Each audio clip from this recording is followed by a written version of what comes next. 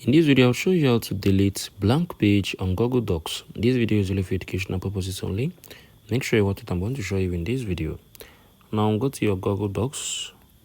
Okay, right now you can see there's a whole lot of pages here. So I want to create a new one and show you guys how you can be able to do this. So I'm going to just create a new document. So I can just name it, let me say new one, click on create. So yeah, you can be able to see this tab option below. So you can be able to create some new blank pages if you want. So I'm going to just click on it.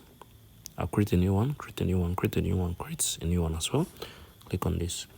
So whenever I open this new one, you can be able to see there are like 5 blank pages here. All of them are 5. Like all of them are here. Yeah, so if I'm using the white now, I can be able to see everything, I think. Well, yeah, so you can see all these are currently so these are currently blank pages, all of them. So if you love to delete one, just click on this. Okay, I think you click on this.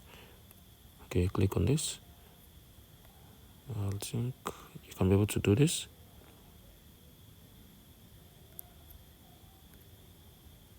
I think there's an option that is going to be able to come out. Okay, or you can just come on here.